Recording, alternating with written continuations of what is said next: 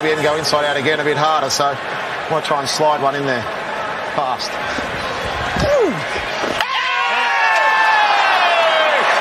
You would think he has to make him hit it on the leg side. All his fielders out there. 6 to win, 4 for a super over. More! There it is! Yeah, beauty! He's hit a 6 off the final ball! The Thunder is still alive! What a finish! Well, round 2 of BBL Supercoach has come to an end tonight. The game's on right now, and we've seen some massive performances to match the absolute stinkers from this week. A bit of a rocks and diamonds week. Mick, what are we going through tonight, mate? On tonight's show, we'll look at the round just gone, cover the week ahead, talk trades, captains, and answer all your questions live here on the show. Boys, let's get to it.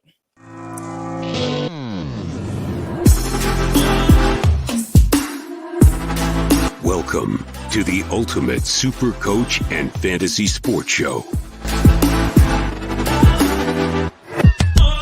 You are now listening to the Insight Fantasy Sports Podcast. Yes, g'day guys. Welcome back to the Insight BBL show on the Insight Podcast Network. I am the Supercoach Brain. You can find me on X at SC_Brain. And my co-host is with me, the big horse, Mickey Dell. How are you, mate? Pretty big week at BBL.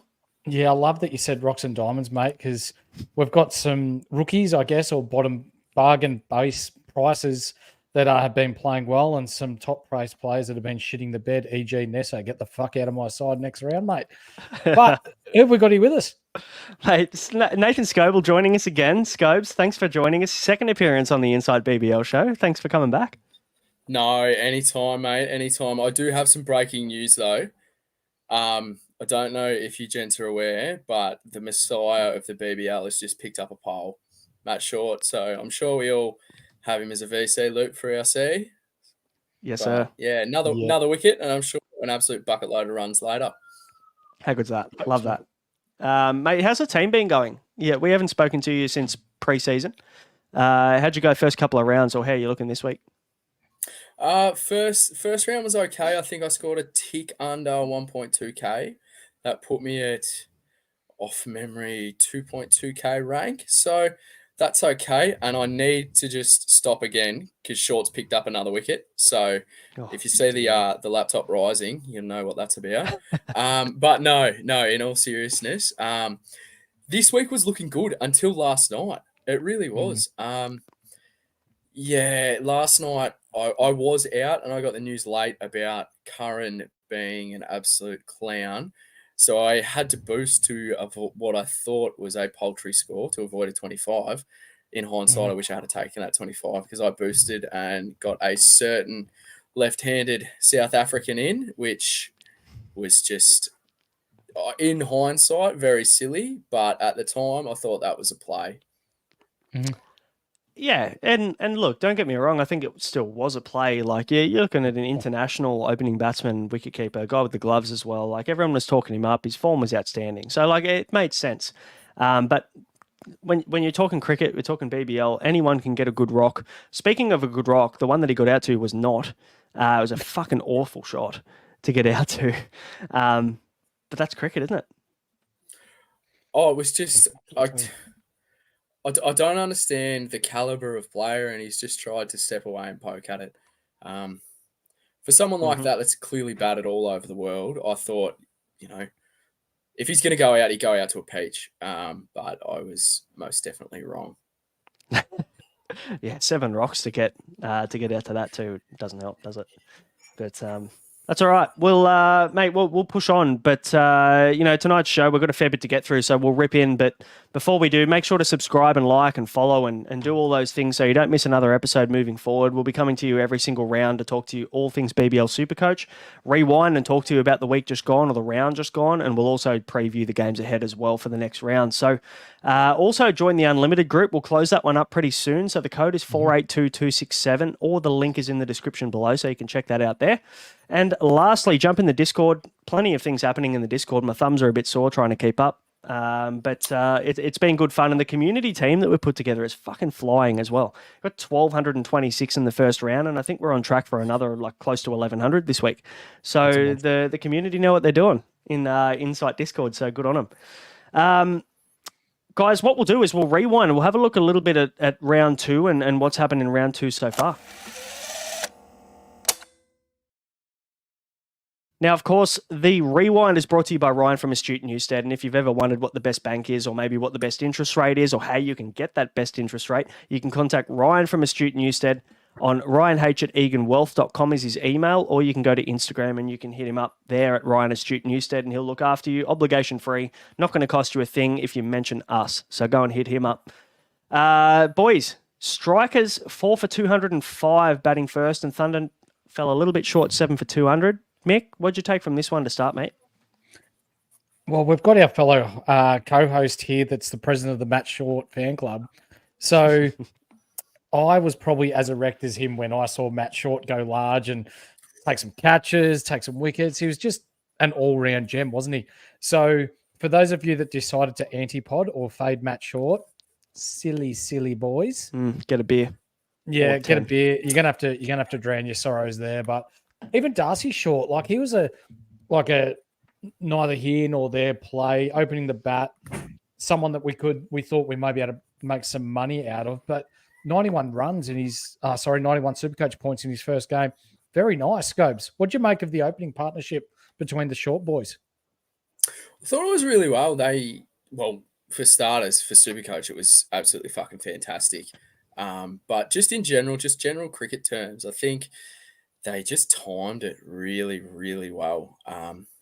They didn't let the run rate get out of hand way too much. I think when, and it might not be that Supercoach relevant, but when Lynn came in, it really stalled. That was kind of, it was a bit murky then. But I think Darcy Short, I can't believe I'm talking about him in such a high manner. He looked like he was back to his best. For a bloke that literally, if you told him to walk out to the middle, he'd probably walk to the car park. He had no clue a month ago. He was, like Frankston Sevens would probably pass on him. He was shithouse. But some of those shots, and I think they played into his strengths as well. He seemed to get a few away early, and you just thought, like, maybe.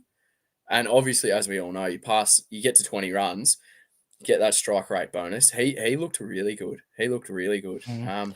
And yeah, nice. With the king, Matty Short, I mean, no boundary is big enough for that man. Let's put it that way. No. Yeah. Very well said. Do you think maybe the Matt Short presence at the other end helped Darcy Short? I mean, maybe that's not even a question. I think it's definite that it definitely helped him. You feel a little bit calmer. Darcy Short looked a lot more composed at the crease in comparison to previous years. He didn't look rushed. He didn't, really play any bad shots. He didn't look like he was in a rush. He just let the ball come to him. So, yeah, very positive signs there. Definitely a hold for future weeks. Now, Scobes, I know you've gone and brought in Jamie Overton this week, and he's an absolute cracker, hasn't he, this round? Me and Mick faded him for David Payne, who's also picked up a pole or two today, which has been great. But Jamie Overton, his role looks real nice, doesn't it? It does. Initially, I thought that if they do go with Bazley, I wasn't too sure about his injury. I initially thought that Bazley would actually bowl more than Overton. And obviously, there's so many things that are game dependent, but he really started off well. And then I guess Bazley didn't so much. And Overton just really, I guess, got his socks going, just really moved on well into it and picked up wickets. He just did what you'd expect, but also I think it was very lucky that I'm not too sure how many Bazley went for in his first over, but it was a little bit dependent that he got slapped a little bit.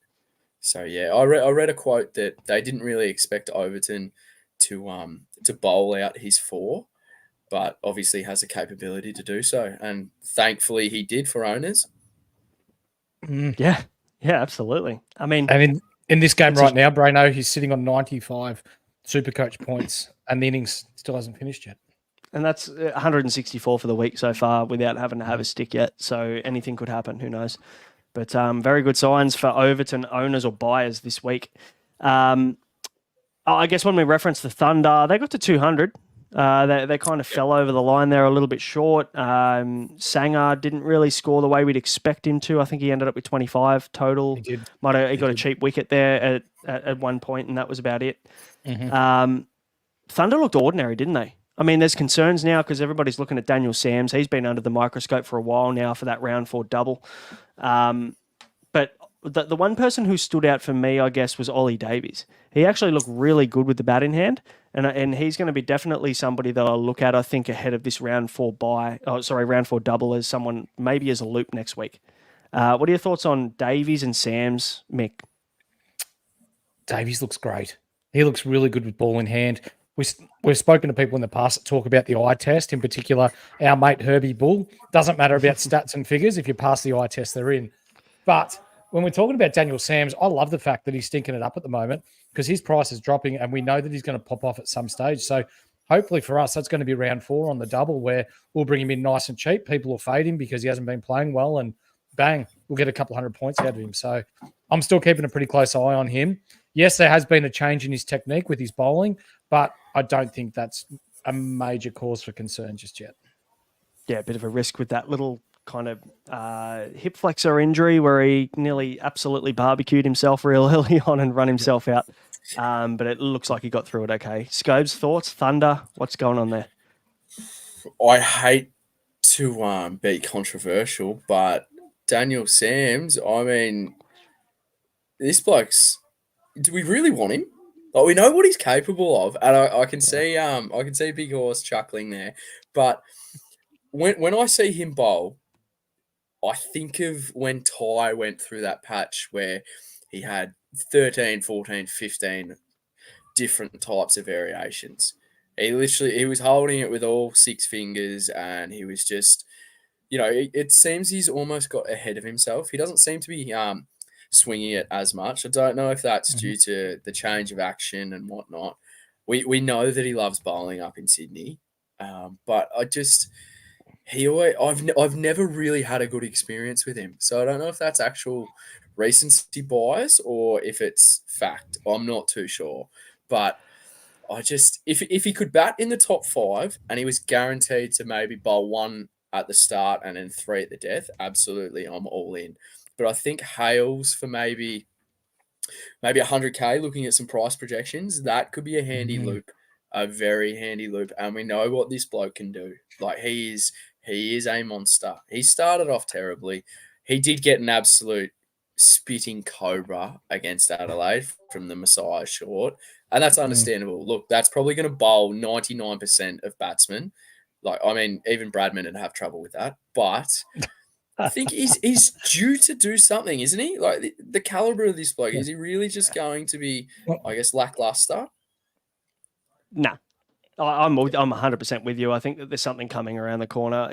You look at the caliber of the player, the pedigree is there. He's not going to nick off and look that shit 3, 4, 5 games in a row. Something's going to click very soon, and I think I'm with you on that. I think he's definitely a buy candidate this week. I think he probably bottoms out in price as well this week. It's only going to take one good knock, and that takes off again. Right. So, yeah, definitely an option to go early on this week. I agree. Scobes, in regards to Daniel Sams, I've got a solution for you, mate. Soft music, yes, beer, best of Daniel Sams highlights on YouTube. It'll get you all warm and fuzzy straight away, brother. Ooh, that'd have to be on an incognito window, as they call it, because that's not suitable for work, I don't think. Don't look at that on the work computers. No, you might get into a bit of trouble with that. He did have a stint at Mumbai, so yeah, I do like the bloke. I like all cricketers that play for Mumbai in the IPL, but I'm just not sure if he's going to be there. It could be one of the best anti-pods you've ever seen, or it could literally sink your season. I don't know whether there's going to be either way at the moment on Daniel Sams. All right. Yeah, no, I completely agree. Let's move on. We've got Hobart Hurricanes 8 for 172 batting first. They lost to Perth. And when you go to the furnace, as they call it, it used to be the Wacker, but Optus Stadium, pretty much the same thing. When you travel to Perth, it's fucking hard to compete with these guys. They're just clinical. 1 for 173. The only saving grace for the Hurricanes was Chris Jordan, really, and Nikhil Chowdhury. Those two guys literally carried Hobart across the line just. Chris Jordan, was it the second or third quickest BBL 50 that we've seen, or the fastest BBL 50 we've seen for the Hurricanes in BBL history. So That's right. 50, he got 59. Max strike rate bonus. He also snagged a wicket, 120 Supercoach points. Can't ask much more from him. It's just a shame on the schedule, isn't it, that Hurricanes aren't really relevant for a while now until I think it's round 7 double. So that's right. I'll tell you what, the owners that would have slapped the C loophole after Matt Short scored his big score in game 1 and then saw that Chowdhury was playing, they would have absolutely shit themselves thinking that they were going to get a 10 or a 20. So a 57 for Chowdhury isn't the worst thing in the world. No, not at all. What are your thoughts? No, completely agree. I think it just seems like a bloke that's got a bit to him, a little bit of flair. Doesn't seem to be scared. I read a stat on Twitter, well, not a stat, an interesting fact, I should say, that the last T20 game, official game that he actually played, was for Punjab, and it featured a bloke called Shubman Gill. So, yeah, very interesting there. We all know how much of a genius Ricky Ponting is, and so he hasn't signed this bloke just to do nothing, so to speak. But yeah, I mean, that was a weird game, wasn't it? A very weird game. I know a lot of us had, or I know I have, Ben McDermott. It's funny that he still hasn't worked out which end of the bat to use. He just, disgusting. Absolutely disgusting. Yeah, absolutely. Yeah. Look, I mean, now we've got to start considering whether he's someone we move on, whether we just hold him there because he's fucking cheap and he's not really going to do much worse than he has so far. Surely he gets it right eventually. Maybe he's just a bench loop guy. But I'll tell you who isn't a bench loop guy, Aaron Hardy. He was traded out by 1,244 super coaches this week, and he went and said, fuck you, I'm getting 130. So he knocked out 130 super coach points. He was awesome with the bat, didn't even need a bowl to become relevant. And I think that's what we know from last year from Aaron Hardy. Didn't need to bowl to become super coach god category. So the guy's just such a talented player with bat in hand. You don't necessarily need him with the ball. So I nearly traded him out thanks to the big horse for kind of talking me out of it because I was potentially thinking about keeping Munro, but I thought I'll keep Hardy instead. So that worked out beautifully. And let me tell you who has been the biggest surprise of this year, or maybe not a surprise, but the biggest pod so far this year. Jason Behrendorff has been fucking awesome in his first 2 games, or 3 games, sorry. Thoughts on these 2 guys, Hardy, Dorf, even throw Jai Richo in there, who's stunk it up, I guess, last round and didn't do much and will lose bulk cash. What are you thinking here with these 3 guys, Scobes? Any relevance? What are you planning? Makes it hard, doesn't it? Because if Hardy pops and Behrendorff actually against the Gates, they could be easily 230k. And obviously they've got the back-to-back buys, and they've got the back-to-back doubles. So you're going to have to slot one of them in there sooner or later. I think Richo going wicketless for non-owners was absolutely fantastic. Absolutely fantastic. He could easily, if everything goes to plan, he could be sub 170k, which is just, I mean, that's unheard of for a bloke like him. I own Hardy. I definitely wasn't expecting something like that. His role has definitely changed. I don't think he'll bowl that much now. But I think at 3, there's no one on their list that is going to bat 3 besides him. And I'm fairly sure, I could be wrong, Paddy Dooley with his windmills, I don't know what he was bowling, but he just got absolutely dispatched. It was almost bullying. It was wonderful. It was so good to see. And I know he's had great innings in the past, but that just seemed like he was really assertive then. Going back to Behrendorff, the very prominent voice on Twitter. His handle is actually Kale Boy with 3 Ys, and he had been all over Behrendorff, all over him in the preseason, and accidentally chopped him to Nathan Coulter-Nile. So he's down about 400 points, and I hate to rub it in, but yeah, it's just unlucky. But he identified him really well, and as we've seen, that he just waltzes in and he just gets the ball to dance, doesn't he? It looks like it's going to slant across and then it just hoops back in and it causes so many issues to right-handers. So, you'd be a very brave human not to have Hardy, Berendorf, and Richo going into their doubles. Yeah, agreed. Mick, Well, what are your thoughts? Yeah, Dorf did bowl well for Australia in the T20 series against India, where he kept it fairly economical there as well. So, yeah, what's not to like about him? Really nice left armour.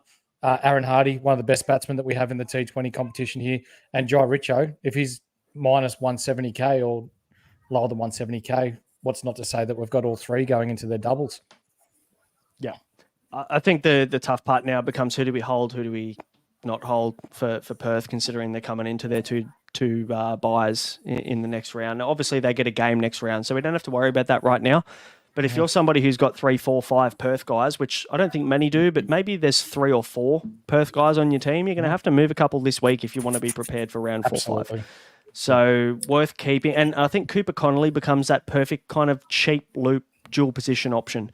I don't think it's worth trading out Cooper Connolly at the moment. I think he's probably the perfect hold where you can use him as a loop round 4, 5 and then reassess in round 6, 7. They've got the double. It's a perfect scenario. You probably just need to think about what you're going to do with these more expensive guys like Hardy and Jai Richardson. I'd be moving them on, honestly, regardless of how good they've been. I don't think you can have expensive guys like that sitting on your bench doing nothing for 2 weeks. So, but anyway, we can reassess that next week. What are your thoughts, Scopes? We're going to add something there. I was just going to say there's a bloke that bats at 4 that's going to be very, very cheap. Josh Inglis. I know he didn't get a bat the other night, which was absolutely fantastic for non-owners. For owners, I don't think they would have predicted that. But he's got an international T20 100 against India and batting over there, so he definitely knows how to handle the stick. So if he's sub 150, even sub 140, if everything goes right, he could be an easy flip option coming into their double. Absolutely, for sure. Good shout. Very good shout. Let's move on to the Renegades and the Heat, which was last night. Mate, it's Paul Walter's world. We're just living in it. 152 Supercoach points for the week. One game. The guy's a genius. You're part of, or actually, you know what? Scobes, I thought you were Matt Short's biggest fan. I don't know whether you are. I reckon Paul Walters maybe pipped him, and you could be Paul Walter's biggest fan. I definitely could be. The bloke is an absolute fucking unit, and he doesn't mind a celebration. The only thing that I have against him, and it's not him personally, it's the coach.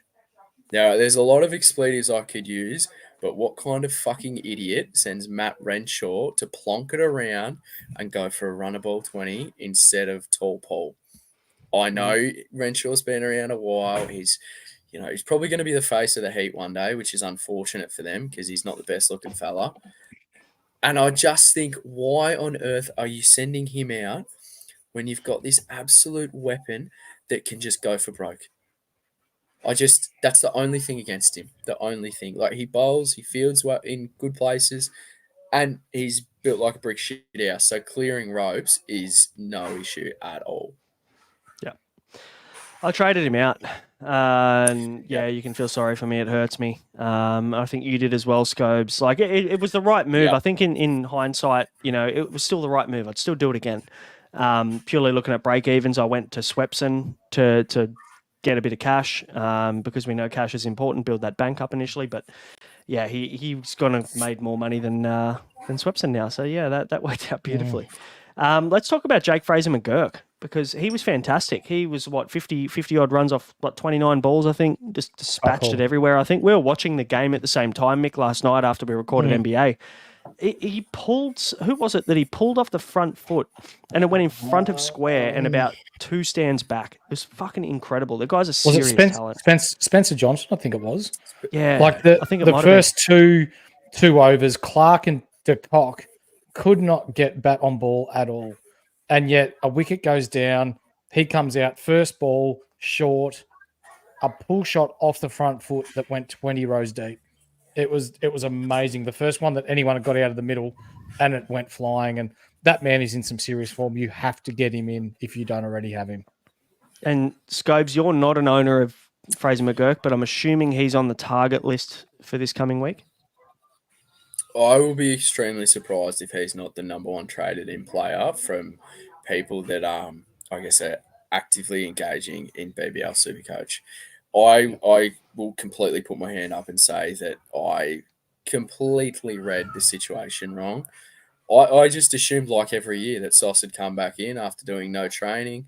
He'd somehow get through a warm-up, and then he'd go out there and do not fantastic, but not shit the bed. And then that'd just secure him for the next couple of rounds. But I don't know if they've tapped him on the shoulder or he's had a setback or what's going on. But there's no way in hell that Fraser McGurk cannot bat 3 for the remainder of the season. Like, it has to happen. It has to. Yeah. 100% agreed. The guy needs to be in your team. Just get him in. He's cheap enough now that I don't think you've missed him. It's not too late. They come into the double. Just get the bloke in. If you don't feel lovely about it, just loop him if you really have to. I'm not a big fan of looping guys on a double. Just play him and you get 2 cracks. But I think he's a guy you need to have in your team for sure. Otherwise, you're going to start to fall behind pretty quickly. We'll quickly touch on De Kock. I mean, the guy's got to still be jet lagged or something or asleep. I'm not sure what he's doing, but he looked fucking awful. Just a genuine fucking pansy, let's be honest. I mean, you've seen better pokes from, kids at their graduation. That was terrible. Absolutely disgusting. Like, for a bloke of his caliber that has smashed elite tier bowlers all over parks in every part of the world, that was fucking shit house. Yeah. And I mean, I didn't fall into the Quinton de Kock trap, luckily, but I'll tell you who I did fall into. I fell into the Joe Clark trap, who has been just as bad. The first 2 games, I think he got run out in one of the first games. I didn't play their second, and then he played a fucking shocking shot outside off and top edge one. It's very out of character for someone who's supposedly so good on Australian soil. And we saw what he did with the Melbourne Stars last year. He's just been fucking terrible. He's been awful. So I'm going to hold him because I have to now for the double, I think. It doesn't make sense to trade him out now this week, but that was purely due to the Tom Curran issue that we'll maybe cover a little bit later. We'll give our thoughts on that. That was one of the questions that popped up. I brought him back in for that instead of going to someone like a Nisa, who probably was my preference. I just didn't want to get caught with a ton of Heat players next week. So now Swepson and Kuhneman were probably one of the 2 more popular options for the Heat, both the spinners, both negative break evens. Swepson 38, Kuhneman 25. Neither really fired in this one.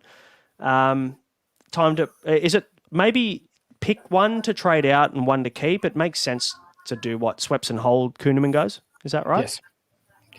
Yeah. Is that your plan? Do you have both? Mick, do you have both? No, I've only got Kuhneman. And you're planning to move him out next week? Yes.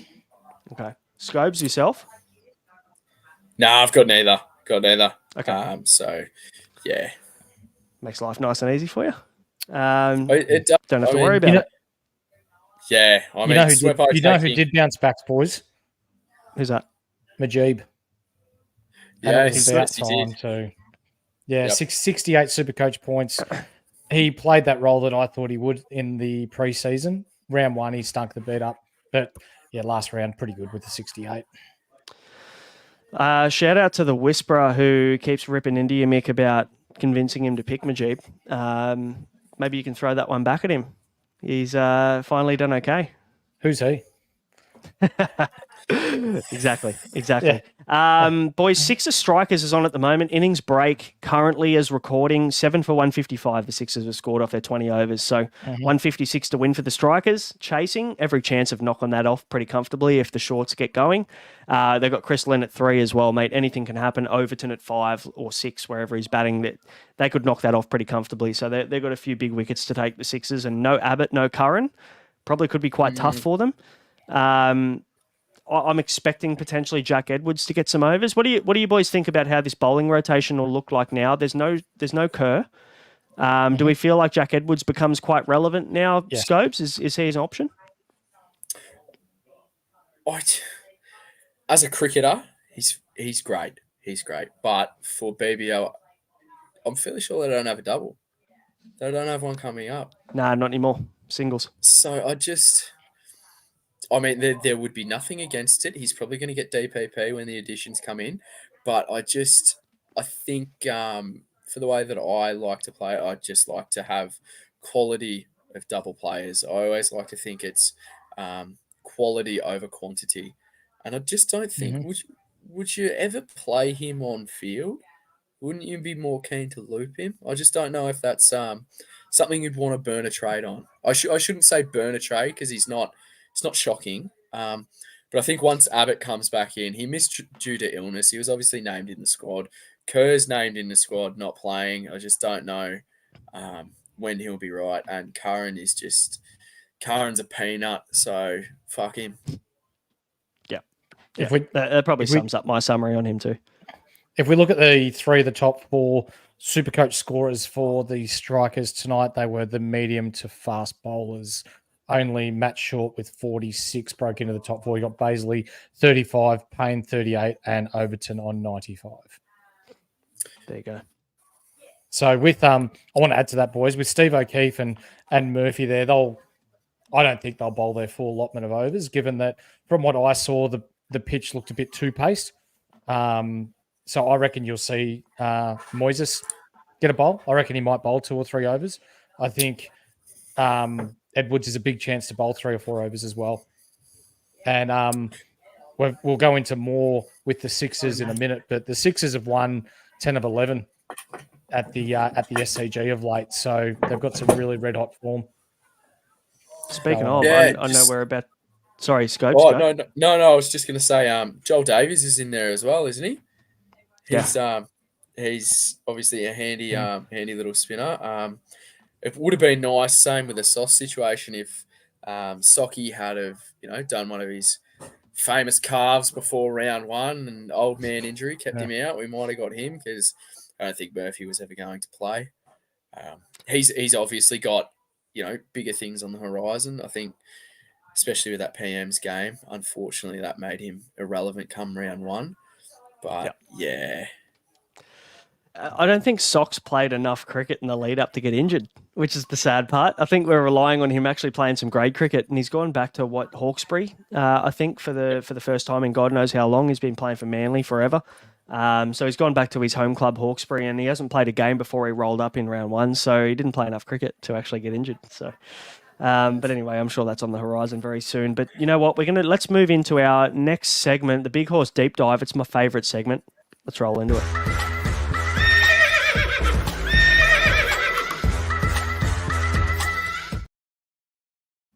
Who does not like a deep dive with the big horse? I don't want to get if you don't. But Glenn Maxwell, boys, if you're stupid enough to trade him out after round 1, go and grab him again. Because for those that were still enough to drop him and not use him as a loop for this round, here's a stat that will get you charged. In his last 3 games against the Thunder, Sixers, and Hobart, as a cumulative, he averages 97 Supercoach points. And they're the teams he plays in the next 3 games. So he's a serious C or VC option moving forward. Scopes, you looped him? Sorry, you just cut out there, mate. Who was that? Sorry. It was Glenn Maxwell, mate. So the next 3 teams that he plays against, he's got an average of 97 Supercoach points cumulatively with those 3 sides, including I believe it was a 215 against the Hurricanes. Couple of seasons back. Well, just to start it off, I think any actively engaged coach would have him. I don't know why you would trade him out. That's just, unless you heard wrong and he's broken his arm and can't play the remainder of the season, then clearly you need to update your information sources. But I just think the man's incredible, isn't he? If he's not the most VC'd option going into next round, I'll be astonished because he does everything and he's a captain. We all know that captains that can bowl, they think a bit higher of themselves.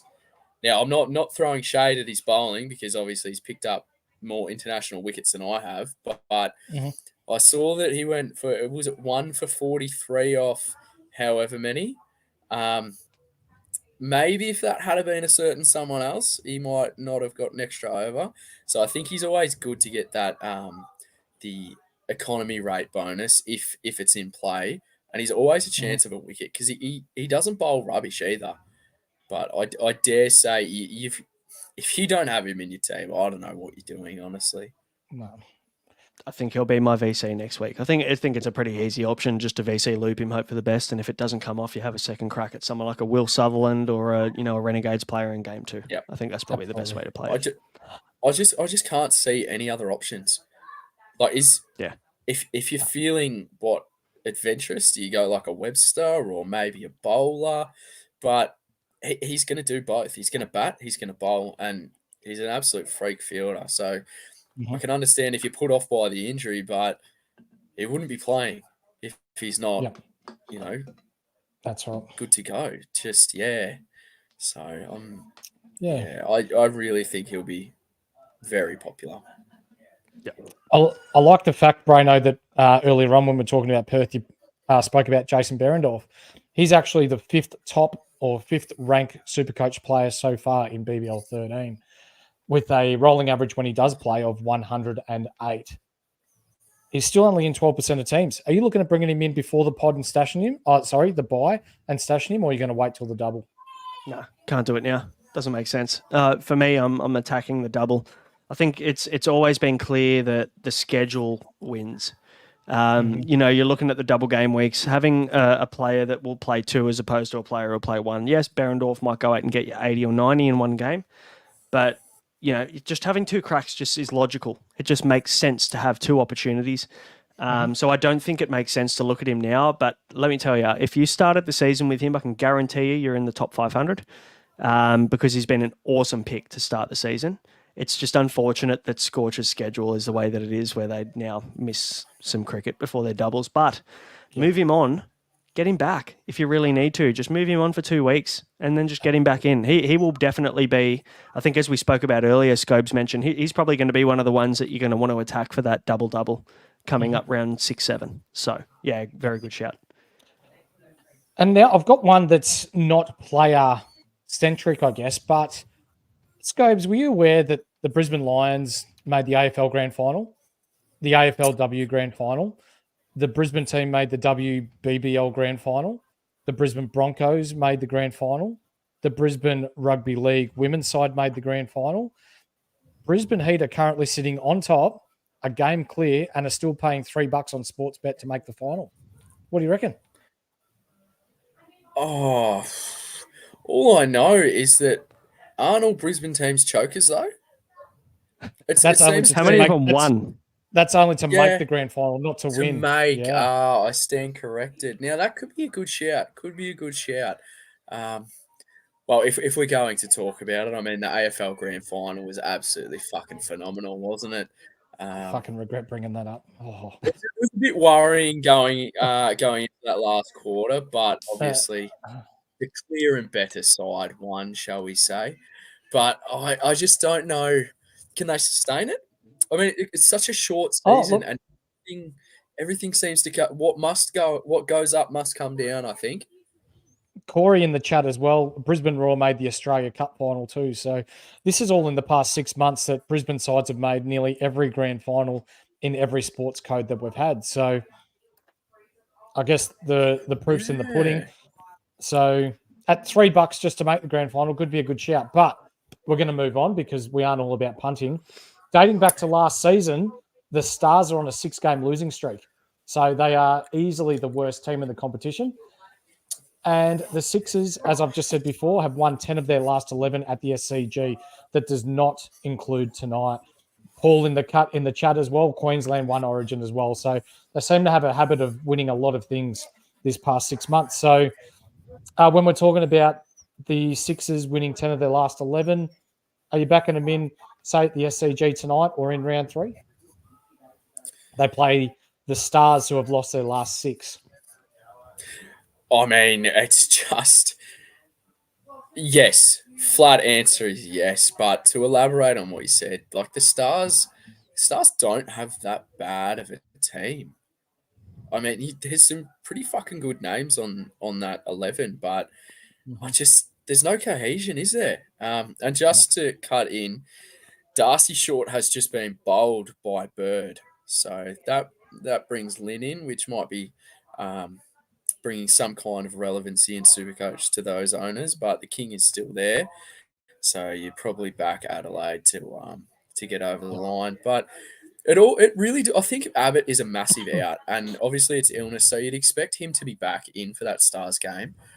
I guess it depends if their Stars. I don't know. It's ironic if their Stars fire.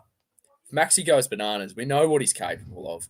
I mean, Stoyne is just he's been let down after letdown after letdown, but it's just I guess it's law of averages. He might just pop on a double game week, and he could get them the win. Like he's capable of it. Just hasn't really shown much of it lately, has he? No.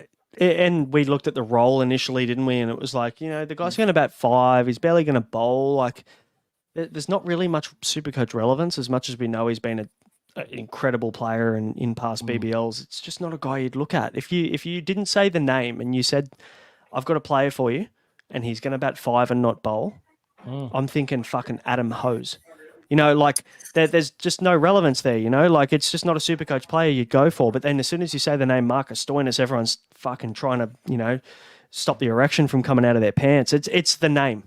You're trying to get the bloke with the name. And I think exactly the same thing as Darcy Short. Luckily, it paid off in game 1, but it hasn't paid off tonight. He just got 3 off 11. So, it's one of those things, isn't it? BBL's funny. It's so... volatile. You just don't know what you're going to get from game to game. So from a role perspective, I think as long as you're looking at the role, you're looking at a guy that might get a bowl as well as going to get a bat. Overton's a great example. He does both. We're looking at Will Sutherland. We're looking at, those kind of guys that are going to get max opportunity in these games each week. I think you can't really go wrong. It won't work every week, but it'll work more than it won't. And I think that's probably the message here is that people in the Discord have been getting a little bit frustrated with these players they're picking that aren't coming off and they're not doing well. And it's one game, they have a bad game after. Will Sutherland got 180 odd last week and then he's got 28 this week and people are saying, oh, he's shit. He's not shit. He's got a great role, probably one of the best roles in BBL. Yeah, and that's what you want. You just can't get the result every week. You just need to be patient with it. Anyway, thanks for coming on to talk. No, I completely concur with what you've said. I think the names, it's very hard to go past recency bias, but you've got to do your own research. And I think I spoke about this when I first came on in preseason. It's fantastic to have all these avenues to the information and all these sources, but you've almost got to have your own, I like to call it the sieve of bullshit, where all the bullshit doesn't make it through, and only the stuff that I guess you determine from people that you respect and understand their thinking, that's the advice that you take on board. That's the stuff that actually resonates with you. Because as we know, you can go on Twitter and everyone can have an opinion and that's fine. But I think you've just got to understand what works for you. So it's interesting. I mean, if you started with Stoyne and you're going to loop him, no worries at all. Fair enough. Completely understood. But I would not be using a trade on him. No way. Yep. I'm with you on that. Big Horse, deep dive, done. I'm actually, even more keen for Glenn Maxwell now. But I tell you what, Berendorf is now in my clear sights for I think that round 6-7 double. So he needs to be a guy we look at. Guys, let's move on and look at these games for round 3, shall we? Let's do it.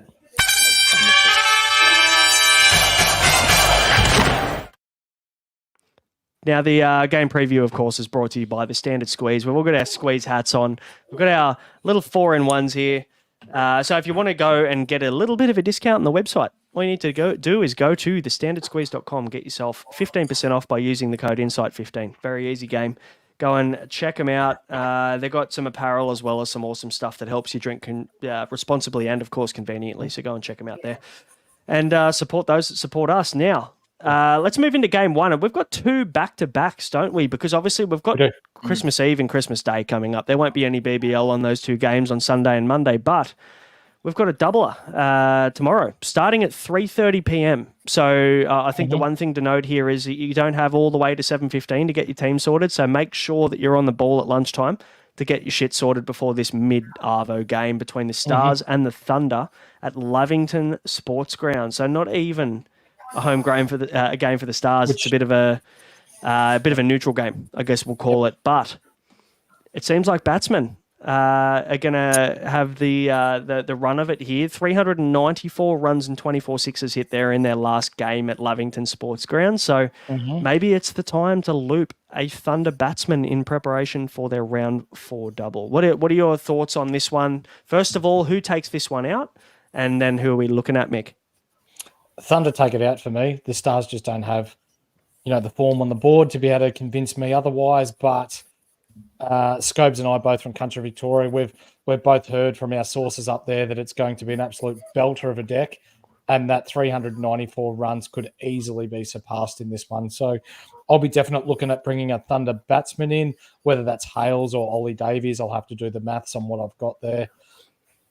But it will be runs galore. I can almost assure you of that. Small boundaries, nice deck. There'll be fireworks. Scopes?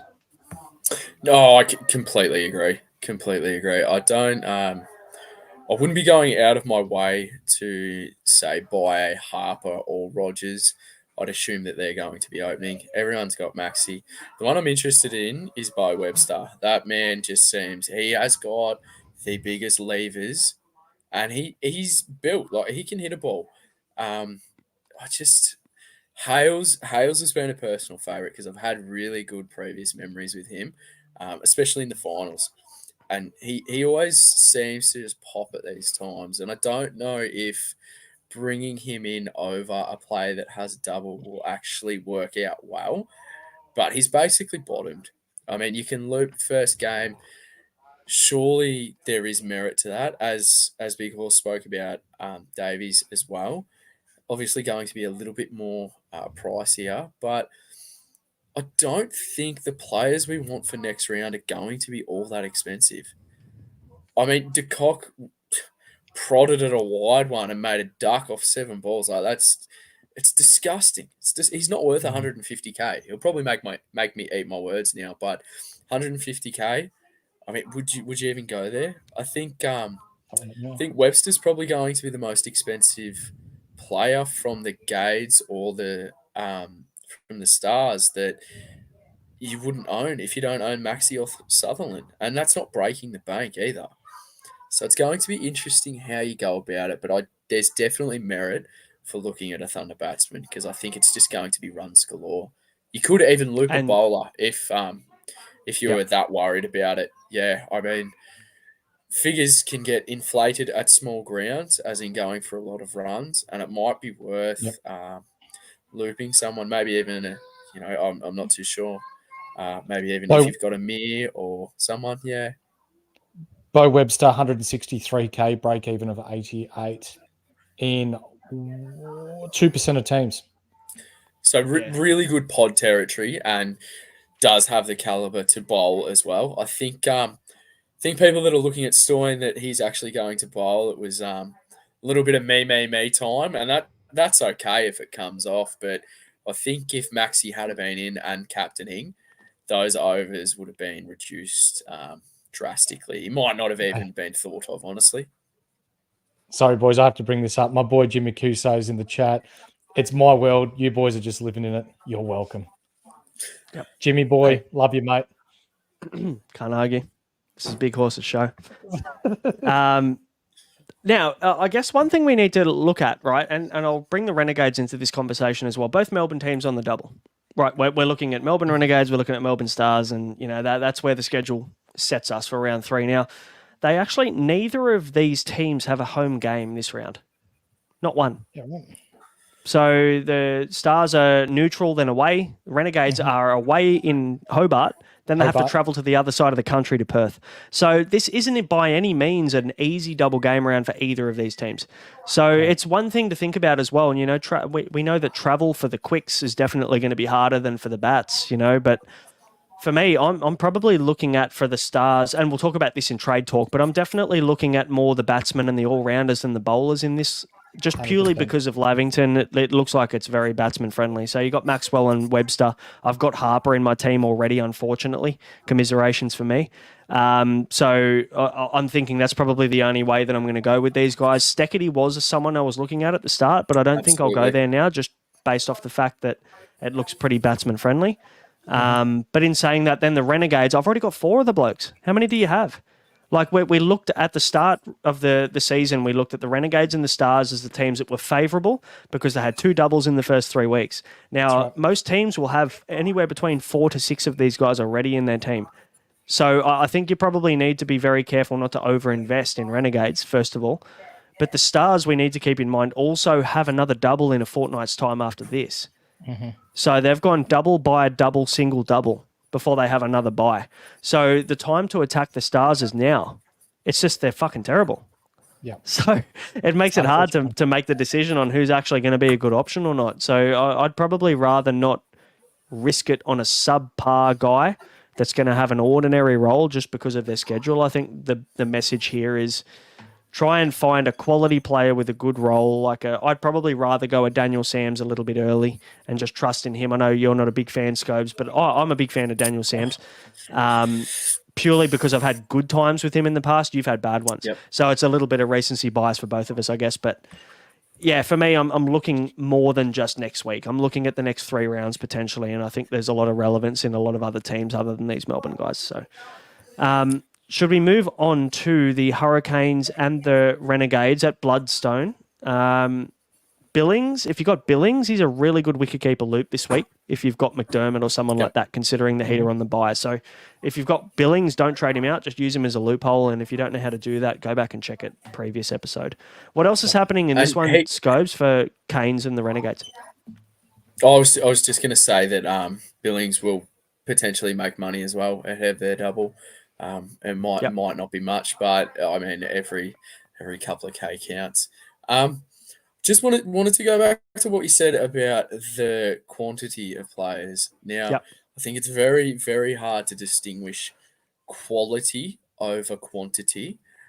And when you hear the names, I had this conversation today, like a name like Kane Richardson, automatically think quality.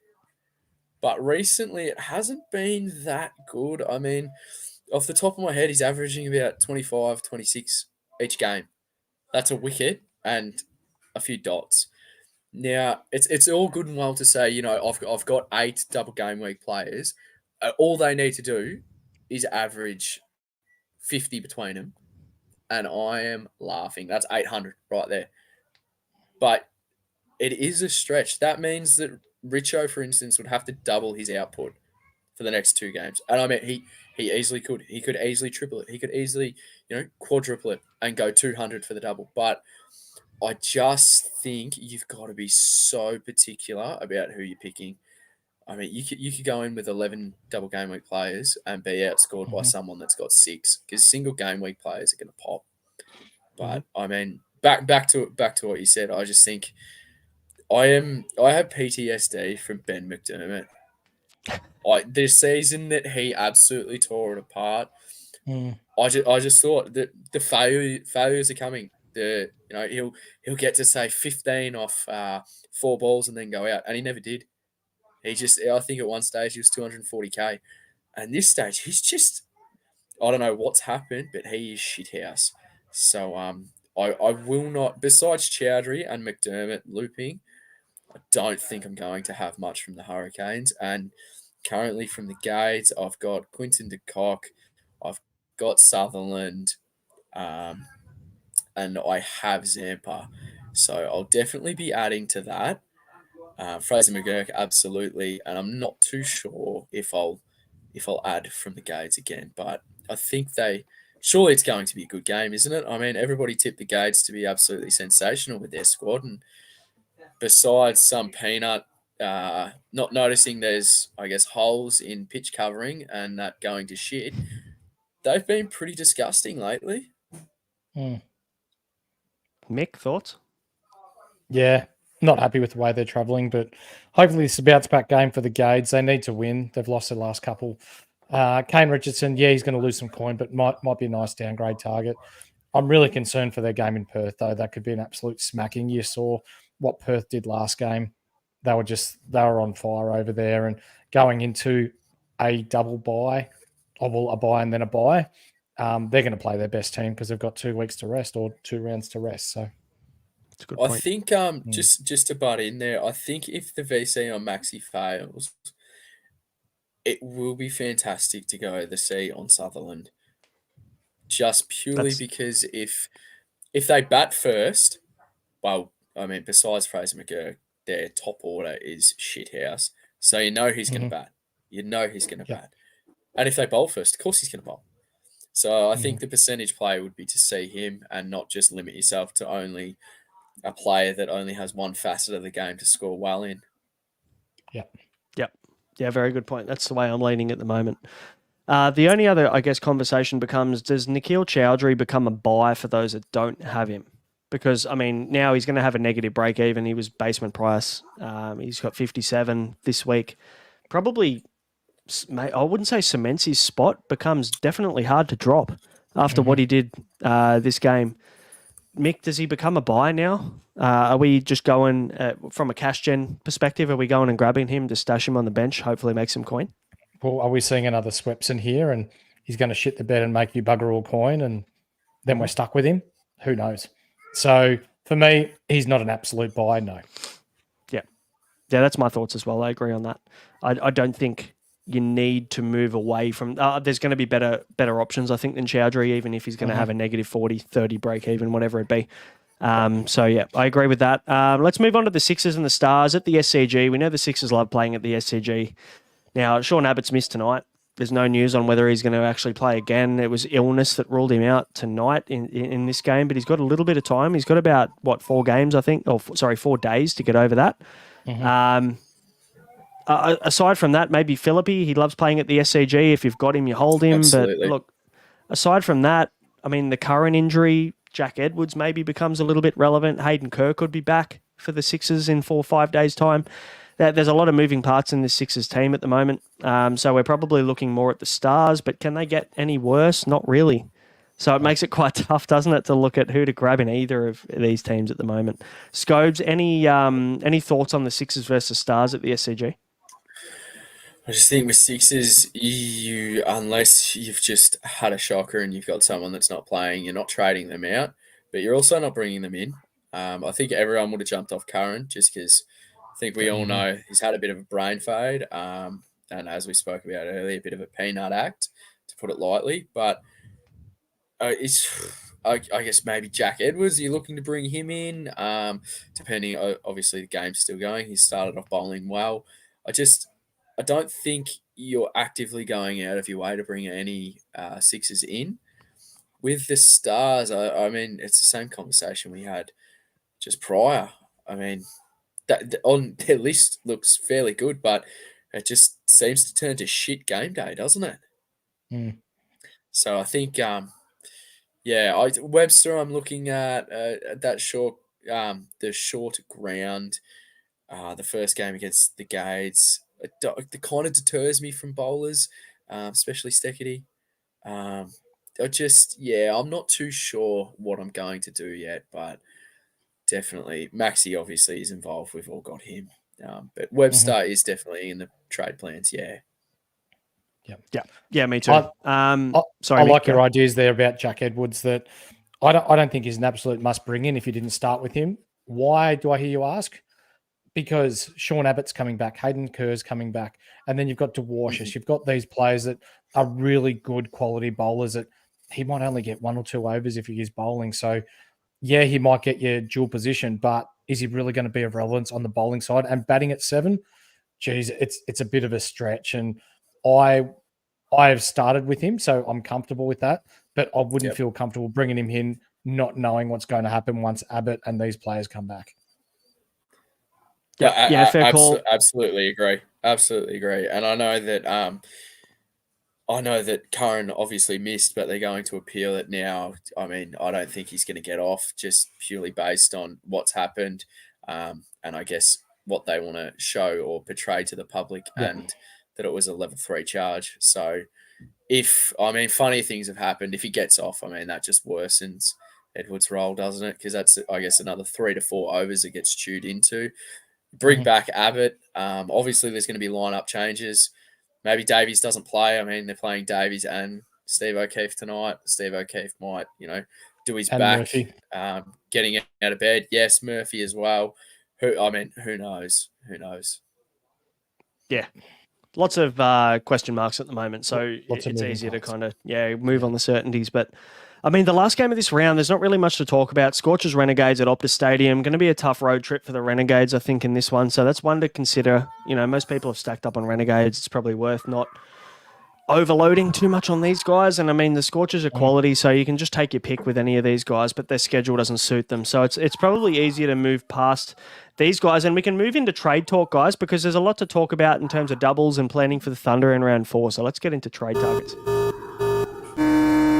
Targets acquired. Now, of course, Trade Talk is brought to you by Bonus Bank. Bonus Bank's Australia's #1 matched betting site. And you can make your first $75 free if you go to bonusbank.com.au, and it doesn't cost you a thing to make an account. And for less than $2 a day, you can upgrade to premium. You can use the code INSIGHT. It'll get you 25% off your first month. And on average, Bonus Bank members are making $2,500 in their first 2 months. So go and put in the code INSIGHT, get yourself 25% off, have a crack, give it a go and make some coin. Some tax-free coin, mind you, now. I guess let's talk about the trades, our trades first of all, and the options for people out there, because Renegade, Stars, Thunder, they're probably the 3 options we're looking at and the 3 teams we're looking at in terms of our double game weeks at the moment. How are we moving with the Renegades and the Stars? Let's talk Melbourne first of all. Who do we have and who are we looking at?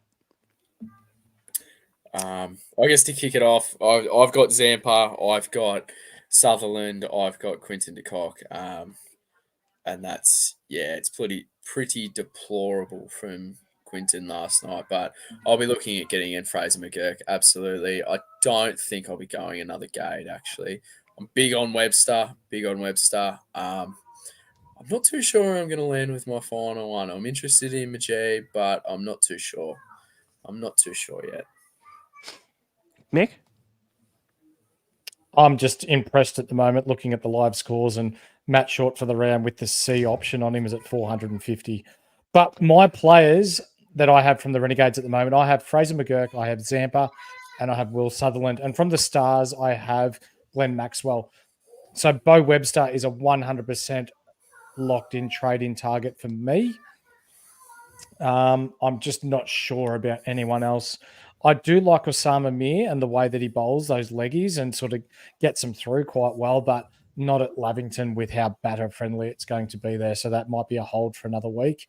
It's just going to be a wait and see, but I will be boosting this round. So I've still got Munro, still got Nessa, still got Kuhneman that will need to move on. And the Payne Train, who we were so high on, he's going to be legging it out of my side as soon as this round is complete. Yeah. I think those guys are no-brainers. I think Darcy Short maybe can sit on the pine for another week and makes a little bit of coin. Let me ask you this, and this is away from Renegade Stars, but does Matt Short now become a hold? Or can you just not afford to have that much coin on the bench? He was always a hold. Let's be honest. He's just moved to 24 off 21. He's taken 2 poles, and that's the second game of double game week. He's going to have a low-ish break even. He's going to make even more cash. But if we're just talking about cricket terms, does he not have every facet of the game ticked off? I mean, he's going to bowl. He's an opening batsman. He's the captain. And he takes catches. Yep. I mean, I'm failing to see, unless you haven't really planned accordingly and you need to ship him off to bring in, I don't know, say a Maxi and a Webster or a Sutherland as well, then I'm not too sure why on earth you'd need to trade him out, because regardless, as we spoke before, the single game week players that can pop and outscore double game week players, he's extremely cemented in that category of players. Like, it's just opening batsman, going to bowl 2 to 3, will field in great positions. What's not to love? I'm failing to see, unless it's cash, why you would trade him out. So let me ask you this. Is it an option, now they're on the bye next round, is it an option to trade him out and trade him back in? Considering he's worth so much. is it worth burning a trade to use that cash on the double in a pretty important double, then bring him back in when they're playing again? Oh, personally, I hate booking in trades. This game, this format of Supercoach goes for 9 rounds, and the fluidity and flexibility that you have to be able to, I guess, acclimatize and change when possible, that is so handy. So, I guess if we're not including boosts, you're down to 2 trades already. I'm not a fan of that. Nah. Yeah, fair enough. So we talked about the Melbourne teams. Let's talk about the Thunder. They're on the double in round 4. So, like I said, most players, have Renegades and Stars players kind of booked in from round 1. So they've probably got a pretty good stack of these players, maybe anywhere between 4 to 6 of them already. So you might not need to go hard at all the Melbourne players this round. So you can start to kind of go ahead for their Thunder double game week in round 4. Now, which Thunder players are you looking at, Mick? There's a few good options there. A couple of batsmen, like we mentioned earlier in the pod, that you could easily just sit as your emergency loop and just see if it comes off. Anybody that you're looking at yourself? You mentioned Hales and Davies, I think, at the start of the pod. Yep, Hales, Davies, Sams, they're the top 3 for me. I've already bought in Tanvir Sanger. He's got a really nice role there. There has been some talk about Hatcher being dropped for potentially Jason Sanger. So watch that space if you're looking at bringing Hatcher in, but after the way he bowled in the last game, you probably wouldn't. Yeah, I think the only reason they're doing that is because Sams can drop down the order, right? He can bat 7. He's batting 6 at the moment for them, so he can bat 7. They can bring another bat in, and they've got enough bowlers to get through their allotment pretty comfortably. So, what about you, Scobes? Any Thunder players you're booking in for the week? Not coming in next round, no, but I'm shouldn't say definitive no. I'm very 50-50 on Hales. I'd love to stash him on the bench because you just know he as we spoke about, he can pop. I think most coaches will have Tanvir, who's a fantastic option. But yeah, I don't know. And as Mick pointed out about with Sam's dropping down, I think that decreases the appeal, honestly, because less balls you get to face, less balls you get to hit out of the park. It's just not. Yep. I guess it's not as appealing. So we all know the class of Jason Sanger. Like he's fantastic, and he can roll the arm over as well. So it's another bowling option if they want to go there. If Sam's is going down to 7, I'd much prefer him to be going the other way up to say from 6 to 5. Yeah, I completely agree. If Sam's is at 7, he's much less appealing. I don't think I'll go early on him or look at him if he's batting at 7. But yeah, if he stays at 6, that'd be great. But yeah, the rumor is, like Mick said, that there's a good chance Thatcher maybe kind of sits out on this next one. So we will see. We'll see how that goes. But we'll get to your questions soon, guys, as well. We're going to touch on all of your questions around trades and things like that this week. But let's quickly touch on captains. We mentioned it earlier, but we'll touch on it again. Are you ready, kids? Aye, Captain!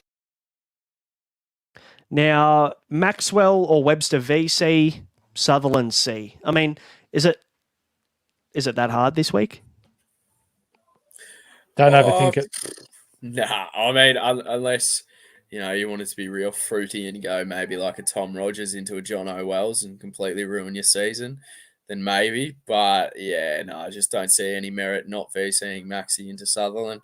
Hopefully you don't even need to put the C on Sutherland and Maxi just pops for a nice 100. And that's, there's nothing better than when you've got your captain sorted in the first game of the round. I think that assuring feeling is fantastic. So what's a loopable score then for Maxi? What does he need to score in game 1 for you to go, yeah, I'll lock that in?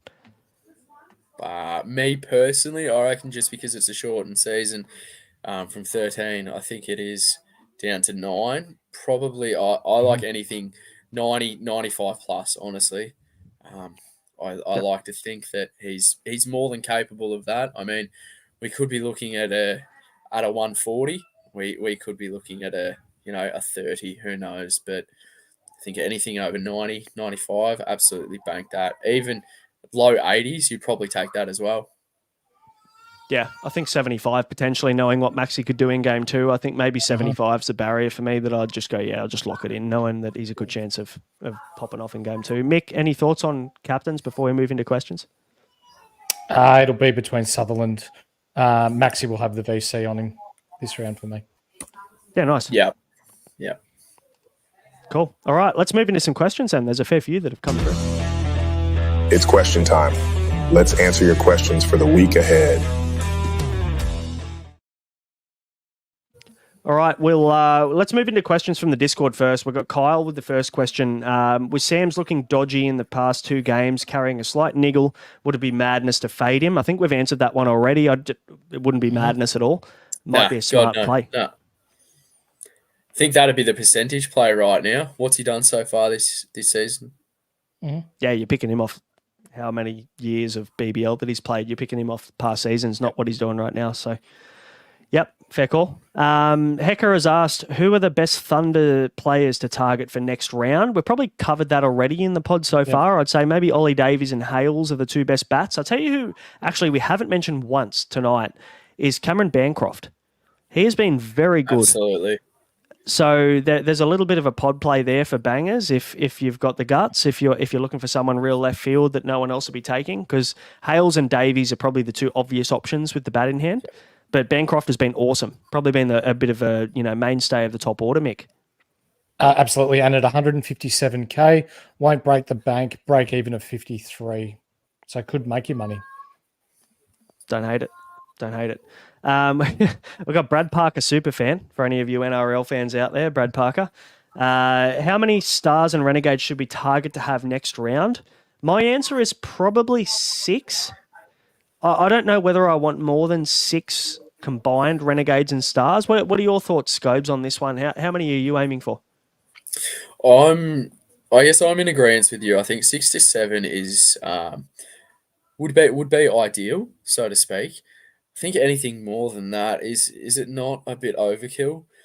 Because as we know, just because there's 2 games does not guarantee points. We spoke about single game week players that can pop.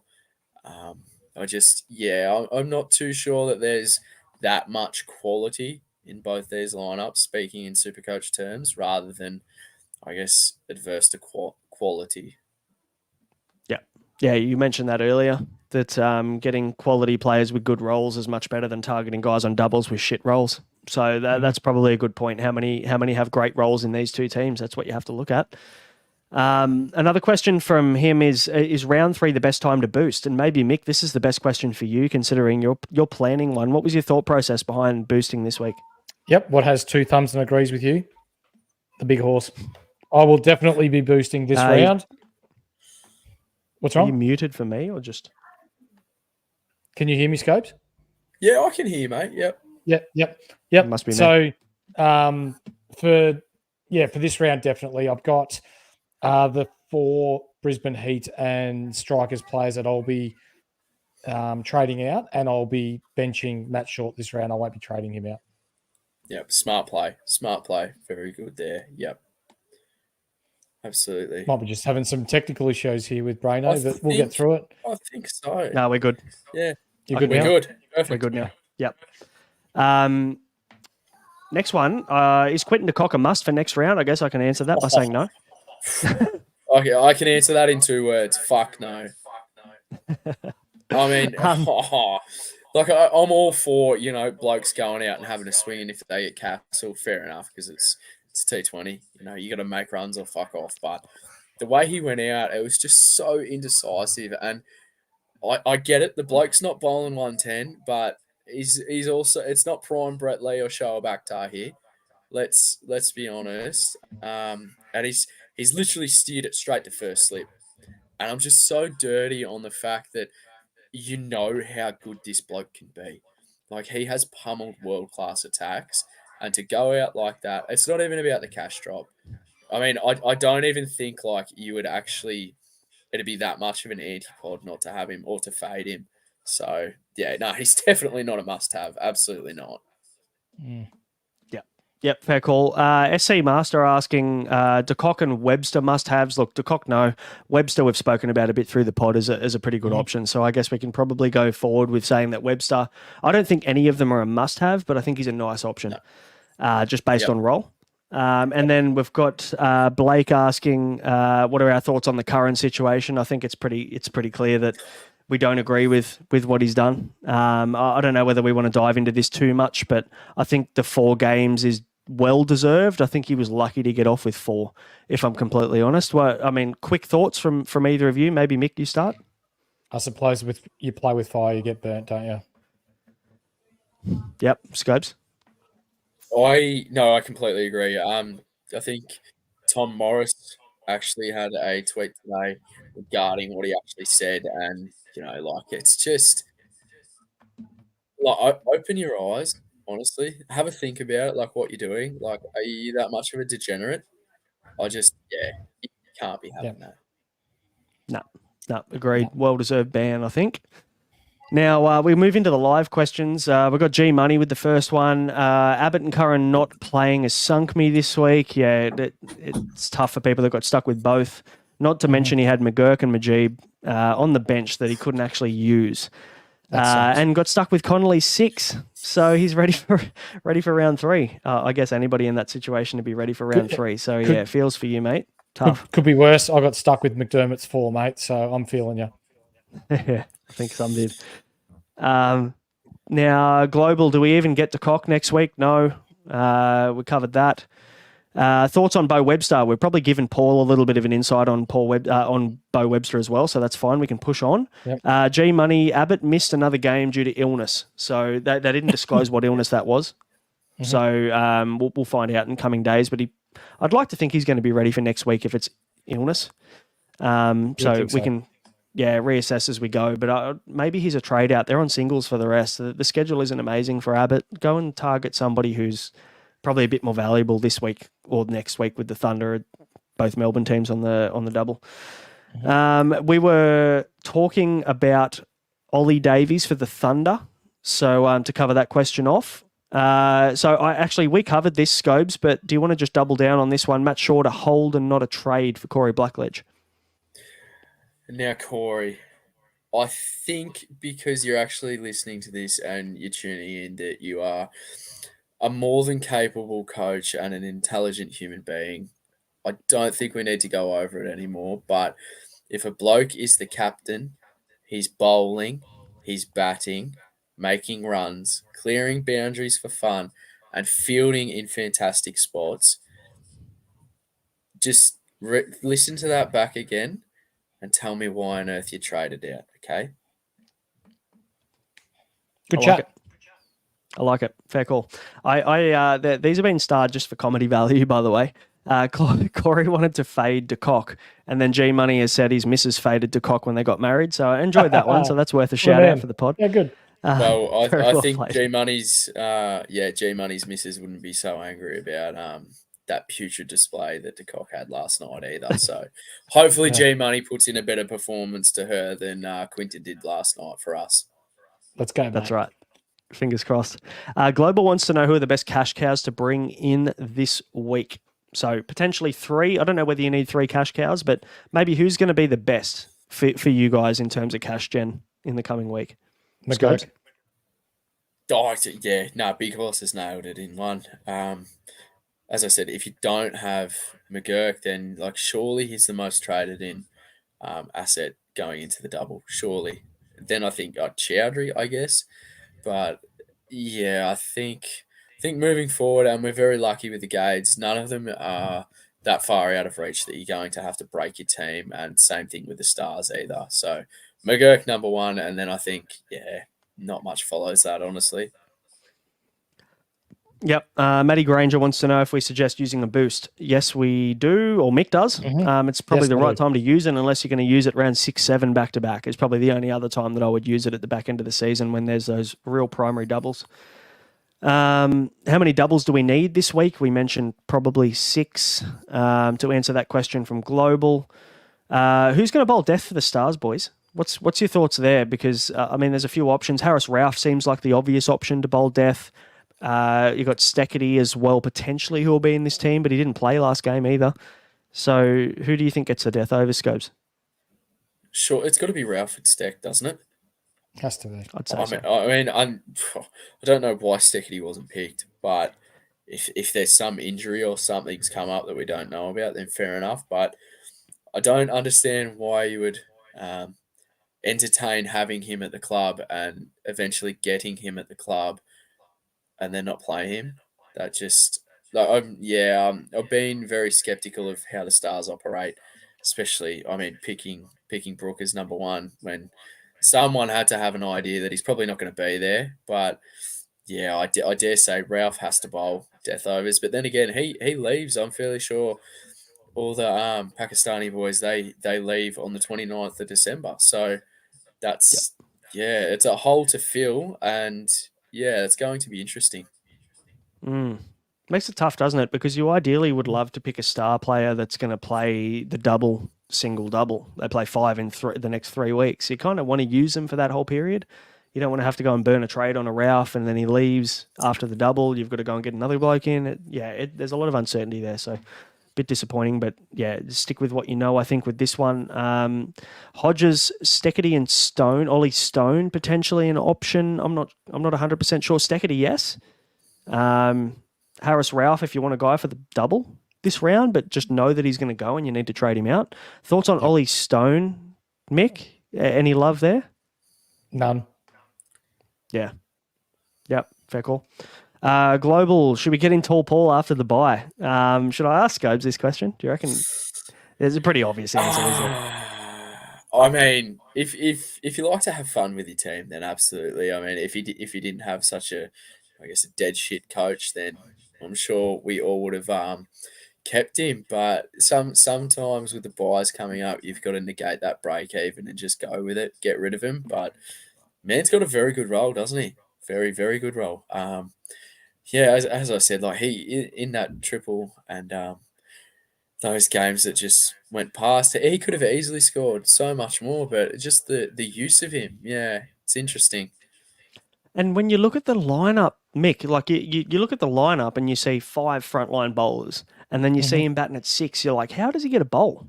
Like, how is this guy relevant at all? The guy's batting 6, and he's the 6th bowler. And then they bowl him fucking second change, and he bowls 4 overs, and he does a fucking awesome job, and then he comes out and whacks them everywhere.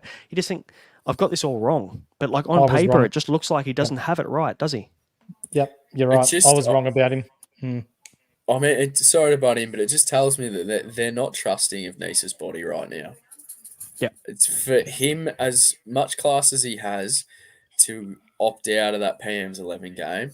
And then obviously I know he had the rest, well, everybody had the rest because the Heat and Adelaide game got washed out. But why are you picking a bloke that has the class of Nisa? And it's not as if he started shockingly. He rolled the arm over for 2 overs. One was a maiden. The other went for 15, fair enough. But why pick him? I don't understand it. I'm not too sure of, who has the most say up there. But, I don't think they're actually executing to plan. No, I tend to agree. Last one from Global. When do the international players from the Stars leave? So the Pakistani players they've got a 4-game quota, don't they? So they leave after the double, am I right? Yeah, I think that's right. Yeah, it's the 28th or the 29th. It's 100% one of those dates.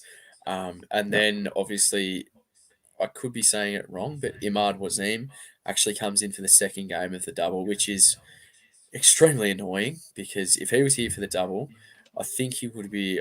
I can't remember his price off the top of my head. I believe it's 125,000. That is just like that. That is someone that I'd be willing to take a punt on, absolutely. But only 1 game out of the 2, you've definitely got to pass on that, I think.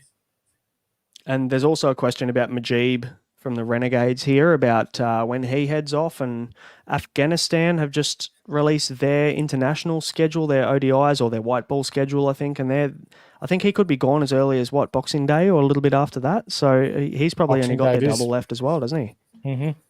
Yeah. Yep. So, and it's 125k for Imad, however you pronounce his name. Yep. Yeah. Good to see Plowboy in the chat, throwing through some comments. Thanks for tuning in, mate. Yeah. Have we got any more comments? I'm just quickly trying to scroll through and make sure that we've covered them all. Okay. So podcasters protecting their rank. Let's quickly address that real quick. If I was protecting my rank for the comments in the section here, I wouldn't tell people to go and get Tanvi Sanger. I wouldn't tell people that Hardy was a hold. I'm literally telling people to actually keep players that I have. So if I was trying to protect my rank, I'd probably tell people to trade these guys out. So I don't know whether there's any relevance to that. I'm just addressing this one comment here from old mate. But yeah, if you don't like the content, that's completely fine. If you think we're protecting our rank, that's also fine. But I'm sure there's plenty of other podcasts out there. May I butt in there? Yeah, who is saying that we're protecting our rank? I mean, I've literally spoke about it earlier, so I'm a bit intrigued. Unless they don't have the brain capacity to understand what a number is and where that actually falls into line with other ranks, or they just didn't tune in early enough. Yeah, no, okay. Yeah, it's no. I think it's more so just people thinking potentially, or one person thinking that we're trying to lead people in the wrong direction. So the X as it's called now, the X handles are there. Absolutely happy to have even a heated debate over certain things. That's absolutely fine. I know I've had a few, especially with Carlton supporters, and that's fair enough, because sometimes you've got to actually dumb yourself down to their level. That might be quite hard for intelligent humans, which definitely is not me. But why on earth would we be trying to lead people astray? I don't understand that. And if anything you've disagreed with tonight, like just add us. We'll talk to you about it. Absolutely. Engage. I mean, that's why fantasy sports is so fantastic. My opinion can be 100%. completely valid, and yet big horses can be completely valid as well. And we might both be right. We might both be wrong. Been intrigued That's the on beauty that of it, comment. isn't it? That's interesting. Yeah. Can I just throw something at you, boys? As this round stands right now, as bad as what David Payne has been, he's a 12th ranked BBL player this round. There you go. He's got 86. So Yeah, I mean, that's not a interesting. bad round by any means. So, but yeah, on the back is what Scobes has said. I'm more than happy to have chats with people as well. So either hop in the Discord and flick me a message, or hop on X. Sure. Yeah, follow me on there, and I'm more than happy to have a chat and give you a reasoning as to why I'm picking these players and why I recommend certain players. And and the beauty of it is I'm never always right. So and no one is. So and that's the best part. It's our opinion. It's what we know. Based on how many years we've followed the sport and what we know about cricket and things like that. So, we're not always right, but we're not always wrong either. We get them right every now and again. So hopefully the people that are following are following the moves that we get right and fading the ones that we get wrong. And then hopefully we get a winner. Hopefully someone that follows the pod or is in the Discord or is in the unlimited chat actually wins this thing and takes out some cash. That'd be perfect. That would be awesome. Yeah, for sure. Boys, we've talked captains, trades, we've previewed the games, we've gone for nearly an hour and a half and it's been awesome, but we probably should wrap this one up. There's no more questions coming through, so we can call it a day. But, I mean, how's the score looking for the current game? I actually haven't been following it too much. What's going on? It's 4 for 104 right now. As I said, I'll just refresh. Yeah, you're right. Yep, I got 4 for 100. Matt Short, still there, 40 off 35. Jamie Overton, 4 off 8. They need 54 runs in 39 balls. So this one's going to go down the wire. Could be a good one to finish off. Let's make... Sorry, Scopes? No, I was just going to say, hopefully these two steer at home. That'd be absolutely phenomenal. It would be. Absolutely. Guys, thanks for joining us. Hit subscribe if you like the content. Obviously, like and follow if you're listening to an audio.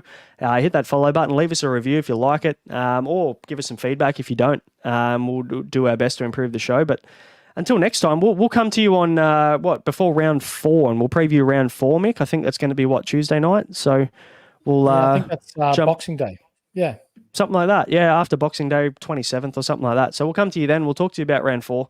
We'll give you an idea of what our moves are. But until then, thanks for joining us, Scopes. Appreciate your time as well, mate. It's been fun. You're a good man, No, Scopes. absolutely. Completely agree. It's always nice to chat fantasy sports, especially when the great man, Matty Shorts, I guess, proving his price tag.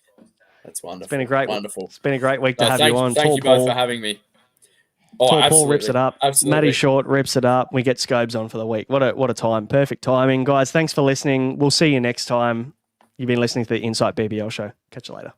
See ya.